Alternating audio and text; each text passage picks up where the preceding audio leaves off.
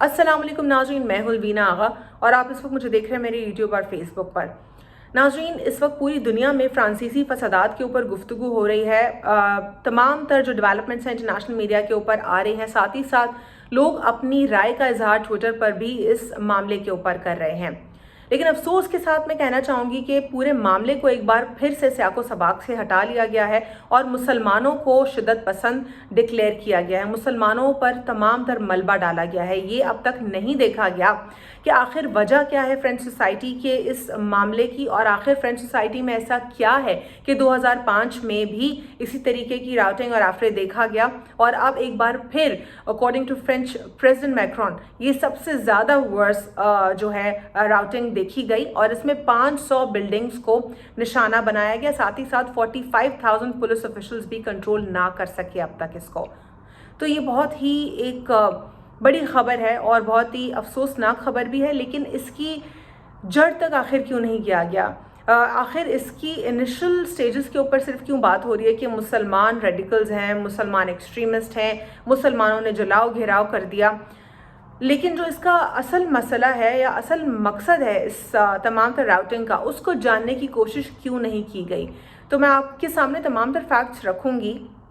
लेकिन सबसे पहले जिस तरह मैं एक ओवरव्यू दे दूं, आप लोग जानते होंगे इस खबर के हवाले से, जो ये राउटिंग है इसका आगाज़ ऐसे हुआ कि 17 साल लड़का जो ड्राइव कर रहा था, अल्जेरियन अरब था वो, उसको जो है रोका गया और फ्रेंच गवर्नमेंट की तरफ से उसने कोई ट्रैफिक वायलेशन की थी जिसकी वजह से उसको रोका गया।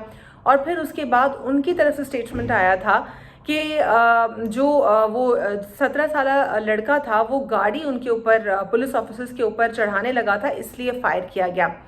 लेकिन जो वीडियो देखी गई वो उसके बरक्स थी।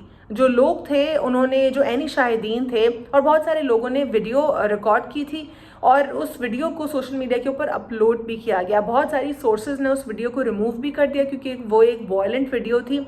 लेकिन जितनी वीडियो जिसमें वॉयलेंस नहीं, उसमें भी क्लियरली देखा जा सकता है कि गाड़ी को रोका गया, 2 ऑफिसर्स गाड़ी के साथ, गाड़ी की खिड़की के साथ मौजूद हैं, बात कर रहे हैं और कुछ ही देर गुफ्तगू के बाद जो है वो फायर खोल देते हैं। और फायर के बाद जो जवान लड़का है उसकी गाड़ी कुछ कदम आगे जाती है और उसके बाद वो वहीं पर मौके पर ही दम तोड़ देता है। तो ये तमाम तर वाक़े के होते ही पूरे फ्रांस में जो है फसादात का आगाज़ हुआ और लोगों ने गम गुस्से का इजहार किया, शिद्दत पसंदी पकड़ी।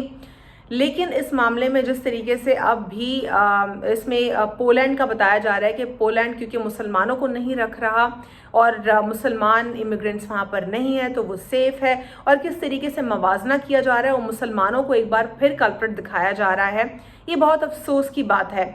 असल वजह इसकी आखिर क्या है? असल वजह इसकी ये है कि जो लोगों को इतना शदीद गुस्सा आया कि 2005 में भी ऐसा ही हुआ था। 2 जो लड़के थे उनकी वजह से फसादात का आगाज़ हुआ था। लेकिन मैं दोबारा से इस साल पर आऊँगी तो इस साल का तीसरा केस था जो कि पुलिस ने इस तरह मैनस्लॉटर किया, जबकि पिछले साल 13 लोगों का जो है कत्ल किया गया इतनी बेरहमी से, जिसकी वजह से लोग अब मुंतशिर हैं। अब इन 13 कत्ल करने वाले लोगों में या तो अरब्स थे या इसमें ब्लैक थे, यानी जो स्याह फाम। तो ये दोनों को इस तरह ट्रीट करना, जबकि जो अपने फ्रेंच लोग हैं उनको दूसरे तरीके से ट्रीट करना, ये काफ़ी ज़्यादा अजीब है, जिसकी वजह से लोगों ने गम गुस्से का इजहार किया है और वो इक्वालिटी डिमांड कर रहे हैं।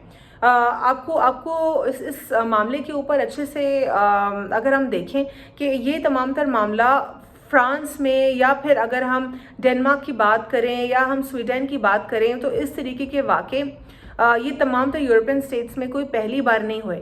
लेकिन जब मुसलमानों का गम और गुस्सा शिद्दत पकड़ लेता है तो वो अक्सर मुसलमानों को बुरा भला कहते हैं, लेकिन उस मामले की तह तक जाने की कोशिश नहीं करते कि इस मामले का जो असल मकसद है वो क्या था।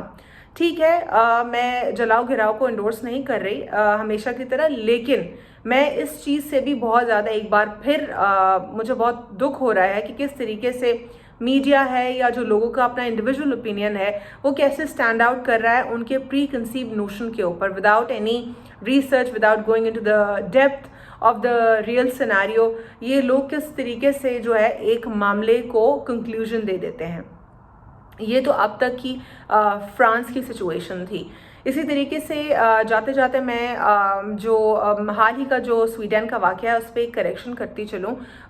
ایک جو ویور یا فالوور میں کہہ لوں اپنے اعظم سبزواری، اگر مجھے نام آپ کا ٹھیک سے یاد ہے، مجھے لگ رہا ہے میں نے آپ کا نام ٹھیک ہی لیا ہے، اور آپ نے کچھ کریکشن کی تھی، اور یہ میری شاید سوشل میڈیا کے اوپر پہلی کریکشن ہوگی اپنے ہی کانٹینٹ کو دوبارہ سے کریکٹ کرنا. اور ٹیلی ویژن پر میں نے لائف میں ایک بار اپنے معاملے کی کریکشن کی تھی، اور وہ ایک ایسے معاملے کے اوپر تھا جو کہ ملک میں شدت پسندی پکڑ رہا تھا، اور ملک میں حالات پاکستان میں اس وقت خراب تھے، اور وہ کسی ایک علاقے میں خراب تھے. تو اس پر میں نے اپنا کچھ ایک اپنا شاید پری کنسیو نوشن آپ میرا کہہ لیں، میں نے اپنا اس پہ رائے کا اظہار کیا اپنے گیسٹس کے ساتھ گفتگو کرتے ہوئے اپنے شو کے کنکلوژن میں.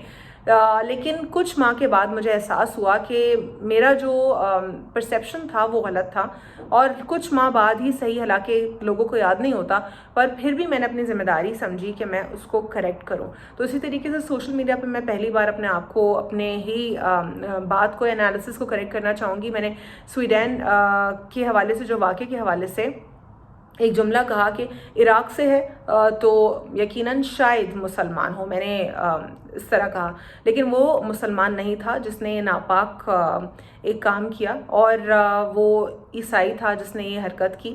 اور میں اپنے الفاظ دوبارہ سے اس معاملے پہ واپس لوں گی. اور آج کے لیے اتنا ہی. اللہ حافظ. God bless you all.